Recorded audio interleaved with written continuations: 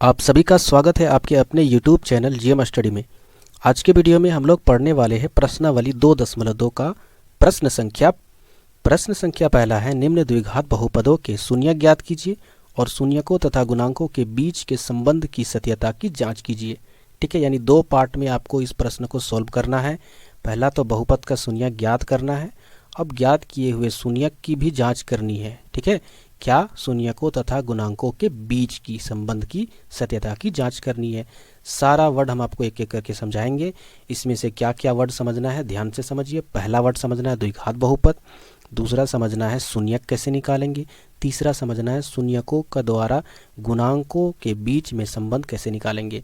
यानी 3 पॉइंट यदि आप समझ में आ गया आपको इसमें, तो समझिए कि इस प्रश्न का आपको नंबर कहीं कटने वाला नहीं है। इसीलिए वीडियो को आखिरी तक बने रहिए, तभी आपको समझ में आएगा।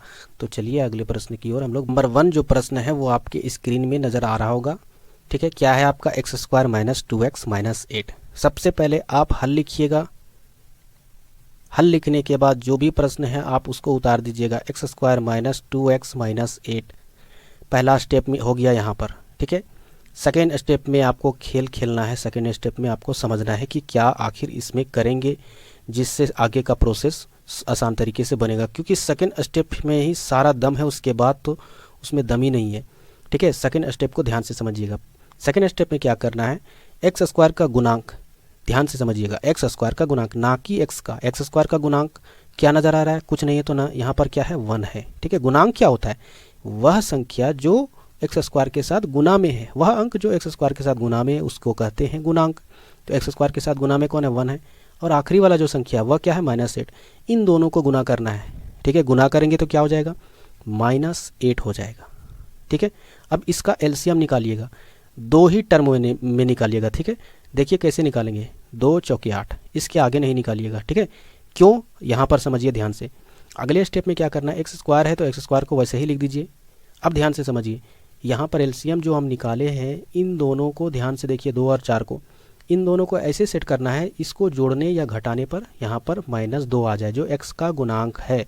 तो क्या करेंगे, 4 में 2 घटा देंगे। जैसे यहाँ पर देखिए 4 - 2 = 2 हो जाएगा। लेकिन ध्यान से देखिए, ये माइनस में 2 है, यहाँ पर प्लस में 2 आ रहा है। तो क्या करेंगे, ध्यान से समझिए, हम -4 में लगा देंगे और +2 में लगा देंगे, तो क्या हो जाएगा, ये भी घटकर -2 आएगा। ठीक है, तो यहाँ पर अगले स्टेप में क्या करना है, -4x और +2x लिखना है और -8। ठीक है, यानी यहाँ पर यदि -4x को +2x से घटाएंगे तो माइनस में 2x बचेगा। यही आपको समझना है। अगले स्टेप में क्या करेंगे, ध्यान से समझिए, ये टोटल 4 टर्म में बट गया है, यानी ये 2 टर्म है, ये 2 टर्म है। इन दोनों टर्मों में क्या काम करना है, कॉमन लेना है। कॉमन किसे कहते हैं, इस टर्म में जो चीज़ होगा वही चीज़ इसमें ज़रूर होगा, उसी को बाहर निकाल देंगे इन दोनों से, उसी को कॉमन बोलते हैं। तो यहाँ देखिए, यहाँ भी x है, यहाँ भी x है, तो हम क्या करेंगे, यहाँ से x बाहर निकाल देंगे, तो अंदर में एक और x भी बचा है। क्योंकि x² क्या होता है, हम इसको ऐसे भी तो लिख सकते हैं, x गुने x। एक x बाहर निकला तो एक x अंदर न बच गया। ठीक है, तो यहाँ पर माइनस लिख देंगे, माइनस है तो उसके बाद ये x बाहर हो गया, तो बचा क्या, 4। बीच में प्लस है तो प्लस लिख देना है। अगले दोनों टर्म से ध्यान से देखिए कैसे कॉमन लेंगे, यहाँ पर से 2 निकालेंगे। ठीक है, क्यों, क्योंकि यहाँ भी 2 है, क्योंकि 8 में हम ऐसे लिख सकते हैं ना, 2 गुने 2 गुने 2 ऐसे लिख सकते हैं, क्योंकि ये भी 8 है, तो 2 है ना इसमें। तो यानी यहाँ से 2 और यहाँ से 2 बाहर निकल गया, तो अंदर में क्या बचा, यहाँ 2 निकला तो x बचा, माइनस है, और यहाँ से बचेगा क्या, 4। ध्यान से देखिए, ये 2 निकलेगा यहाँ से, तो 2 दूना 4 ही ना बचेगा। तो इस तरह से हम लोग कॉमन लेते हैं। उसके बाद देखिए, ये ब्रैकेट और ये ब्रैकेट सेम नज़र आ रहा होगा, इसका मतलब ये 2 स्टेप सही है। अगर अलग हो जाएगा, चिन्ह का भी अगर डिफरेंस हो जाएगा, यानी आपने गलत किया है कुछ भी। ठीक है, उसके बाद देखिए, ये जो अंदर में है ब्रैकेट के, उसको एक ब्रैकेट में लिख देना है x - 4। उसके बाद जो बाहर में है क्या है, x + 2, इसको एक ब्रैकेट में लिख देना है। अब यहाँ पर क्या करना है, हमको शून्यक निकालना है। हम लोग को ध्यान से समझना है कि शून्यक कैसे निकालेंगे। शून्यक का मतलब क्या होता है, शून्य। ठीक है, तो हम क्या करेंगे, ये भी एक बहुपद ही का रूप है, क्योंकि हम इसको इस रूप में बदल दिए ना, तो हम लोग क्या करेंगे, शून्यक के लिए, ठीक है, शून्यकों के लिए यहाँ पर क्या करेंगे, बहुपद को 0 कर देंगे। ठीक है, शून्यकों के लिए x माइनस 4 और x प्लस 2 बराबर 0 कर देंगे। ठीक है, अब जब 0 कर देंगे तो क्या हो जाएगा, x माइनस 4 बराबर 0 लिख सकते हैं ना, क्योंकि ये भी इसके 0 के बराबर है, ये भी और ये भी। तो हम एक एक करके करते हैं, x प्लस 2 बराबर 0। तो x बराबर क्या हो जाएगा, प्लस में 4 और यहाँ पर x बराबर माइनस में 2। तो यही आपका शून्यक है। ठीक है, अब हम इसकी जांच करेंगे, ध्यान से समझिए जांच कैसे होगा। हम यहाँ पर लिख देते हैं जांच। जांच करने से पहले आपको क्या करना है, प्रश्न को उतार देना है दोबारे, X square minus 2x minus 8। ठीक है, अब यहाँ ध्यान से समझिए, आपको a, b और c ये 3 चीज़ निकाल लेना है। आखिर ये 3 चीज़ है क्या भाई, a जो होता है वह एक्स स्क्वायर का गुणांक होता है, एक्स स्क्वायर के साथ जो भी अंक गुना होता है उसी को a कहते हैं। यहाँ पर क्या है गुना, 1 है। b क्या होता है, जो x के साथ गुना में होता है, क्या है, -2। c क्या होता है, जो संख्या में रहता है, वही -8। ABC समझ में आ गया होगा।